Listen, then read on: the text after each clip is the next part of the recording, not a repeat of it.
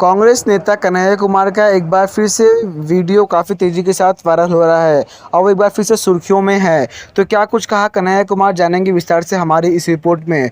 उससे पहले अगर आप हमारे चैनल पर नए हैं तो चैनल को लाइक और सब्सक्राइब ज़रूर करें ताकि हमारी आने वाली हर छोटी बड़ी खबर आप तक आसानी से पहुँच सके। मामला कुछ इस प्रकार का है कि कांग्रेस नेता कन्हैया कुमार एक रैली को संबोधित कर रहे थे। इस बीच उन्होंने अपने आप को कन्हैया कुमार कहते हुए कहा कि उन्होंने अपने मामा कंस का विनाश किया, यानी उन्हें किस तरह से शिकस्त दिया है। तो क्या कुछ कहा कन्हैया कुमार, देखेंगे हम इस रिपोर्ट में। आप देख सकते हैं इस वीडियो में किस तरह से कन्हैया कुमार बयानबाजी कर रहे हैं कि इनका बेटा विदेश पढ़ने के लिए गया है, मामा का।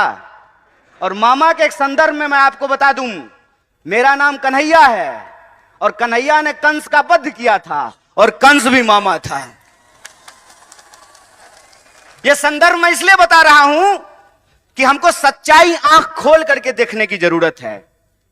इस प्रदेश में गरीब के लिए महाविद्यालय नहीं बनेगा, गरीब के लिए विश्वविद्यालय नहीं बनेगा, गरीब के लिए छात्रावास नहीं बनेगा। क्यों?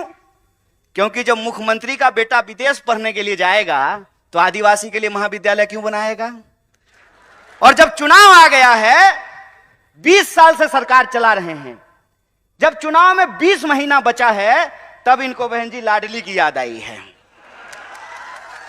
और क्या कह रहे हैं कि हम 2000 रुपया दे देंगे।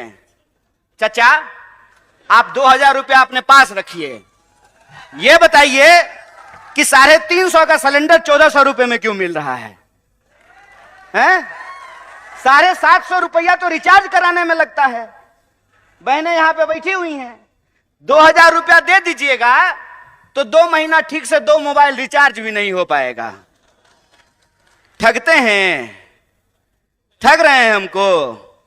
आपका खेल हम समझ रहे हैं, आपका खेल हम समझ रहे हैं कि आप हमारे आंख में धूल झोंक करके हमारी संपत्ति, हमारा रिसोर्स हमसे छीन रहे हैं।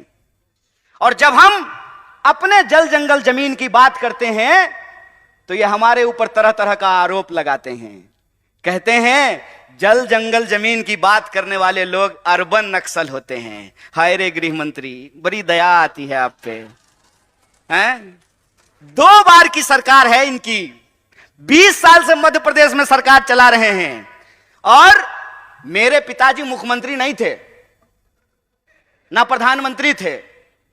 मैं एक साधारण परिवार का लड़का हूं, लेकिन मेरे पास महात्मा गांधी की तरह, बिरसा मुंडा की तरह, शहीद आजम भगत सिंह की तरह, डॉक्टर बाबा साहब भीमराव अंबेडकर की तरह सच की ताकत है। इस बात को याद रखिएगा। अरे पूरी ताकत लगा लीजिए, आप हमारी सच्चाई को नहीं बदल सकते हैं।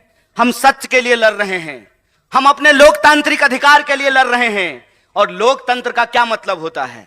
लोकतंत्र का मतलब यह होता है कि जैसे मुख्यमंत्री के बेटा का वोट 1 होता है, उसी तरह से आदिवासी के बच्चा का भी वोट 1 होता है।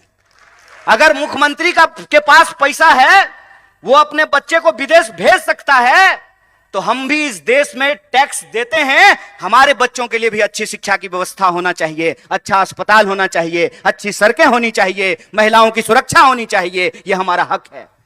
और जब हम अपना हक मांगते हैं तो हमारी बात को गुमराह करने की कोशिश करते हैं, लेकिन हम गुमराह होने वाले नहीं हैं। इनका खेल हम समझते हैं। हम आपके टैक्स के पैसे से, आपके टैक्स के पैसे से हमने पीएचडी की है, हमने आपका नमक खाया है। और हम नमक हराम नहीं हैं, हम नमक हलाल हैं। और हम आपके साथ यह नमक का वादा करते हैं क्योंकि हम महात्मा गांधी की पार्टी से हैं। और महात्मा गांधी ने नमक का आंदोलन कराया था और अंग्रेजों को धूल चटाया था। इस बात को हम इनको याद दिलाना चाहते हैं। अगर हम इस देश को अंग्रेजों से मुक्ति दिला सकते हैं तो अंग्रेजों की चापलूसी करने वालों से भी मुक्ति दिला सकते हैं। हमारे स्कूलों को बंद करके, हमारे छात्रावासों को बंद करके, तरह तरह का भर्ती घोटाला करके, घोटाला खत्म ही नहीं हो रहा है। रोज नया घोटाला पैदा हो जाता है।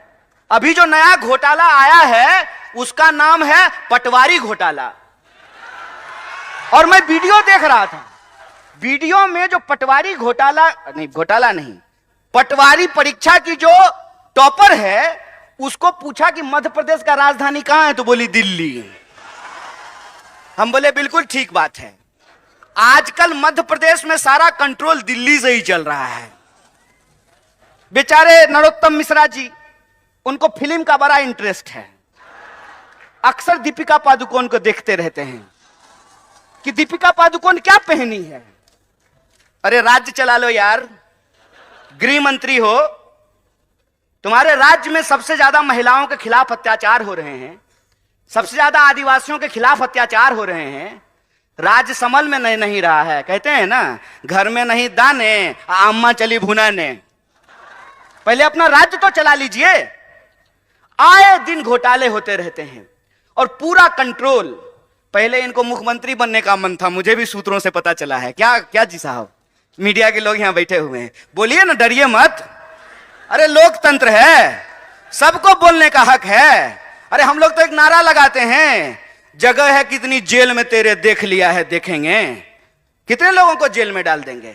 सच बोलिए, सच की ताकत होती है।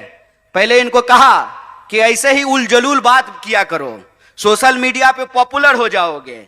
और जैसे पटवारी की परीक्षा की टॉपर को मध्य प्रदेश की राजधानी दिल्ली लगती है, इनको भी सत्ता का केंद्र आजकल दिल्ली लगता है।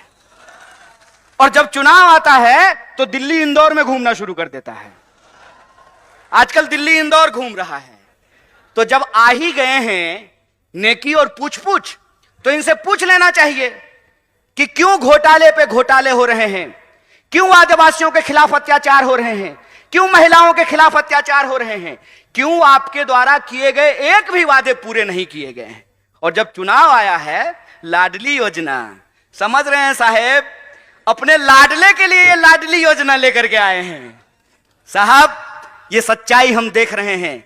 इस सच्चाई को मैं अपने आदिवासी भाई बंधुओं से कहना चाहता हूं, अपनी बहनों से कहना चाहता हूं कि ये मौका है कि जो 20 साल से आपने अत्याचार झेला है, उस अत्याचार का आपको बदला लेना है और उनको एहसास कराना है कि राजा का बेटा राजा नहीं होगा। यह लोकतंत्र की ताकत है। और लोकतंत्र की ताकत यह है कि सब लोगों को चुनाव लड़ना पड़ता है। कमलनाथ जी भी चुनाव लड़ते हैं, दिग्विजय सिंह जी भी चुनाव लड़ते हैं, और नरोत्तम मिश्रा को भी लड़ना पड़ता है। एक उदाहरण आप मुझे सोच करके बताइए। और यहां पे चूंकि कांग्रेस के वरिष्ठ नेता मौजूद हैं और हमारे आदिवासी भाई बंधु हैं, इसलिए कहना जरूरी है कि श्रीमती गांधी को 2 बेटे, संजय गांधी और राजीव गांधी, दोनों कांग्रेस में थे। बाद में संजय गांधी जी की पत्नी बीजेपी में चली गई, चुनाव लड़ी, चुनाव जीती। राजीव गांधी जी की पत्नी भी चुनाव लड़ी, चुनाव जीती। तो बीजेपी में लोकतंत्र कैसे है और कांग्रेस में राजतंत्र कैसे है? वहां जो बहुत चुनाव जीती तो वो लोकतंत्र है, और श्रीमती गांधी के यहां जो बहुत चुनाव जीते तो यह राजतंत्र है। हाय रे बेईमान, बेशर्मी देखे हो, बेशर्मी। अरे वे कांग्रेस पार्टी ही है जिस पार्टी ने इस देश में जमहूरियत को स्थापित किया है। और यह जमहूरियत की ताकत है कि राहुल गांधी जब अमेठी से चुनाव जीतते हैं तो इनके नजर में वो राजतंत्र है। और वो मैडम जो है, सास जो कभी बहू थी, है ना, वो जब अमेठी से चुनाव लड़ी है तो लोकतंत्र है। हाय रे चोरी। मैं तो यही कहता हूं कि अगर इस देश में पंडित जवाहरलाल नेहरू नहीं होते ना, तो नरेंद्र मोदी भी देश के प्रधानमंत्री नहीं हो पाते। अगर इस देश में गांधी नहीं होते, इस देश में अगर भगत सिंह नहीं होते, इस देश में अगर बिरसा मुंडा नहीं होते, इस देश में अगर डॉक्टर बाबा साहब भीमराव अंबेडकर नहीं होते, तो एक आंगनबाड़ी का बेटा खड़ा होकर के 2 मुख्यमंत्री के सामने भाषण नहीं दे रहा होता। तो दोस्तों, आप देख के समझ ही गए होंगे किस तरह से कन्हैया कुमार ने बीजेपी को निशाना साधते हुए क्या कुछ कहा। तो दोस्तों, कन्हैया कुमार को लेकर हमारी इस पूरी रिपोर्ट में आपकी क्या राय है, नीचे कमेंट बॉक्स में ज़रूर अपनी राय बताएं। कांग्रेस को लेकर, राहुल गांधी को लेकर आपकी क्या विचार है, हमें ज़रूर कमेंट बॉक्स में अपनी राय दें। मिलते हैं अगली वीडियो में। Thanks for watching this video.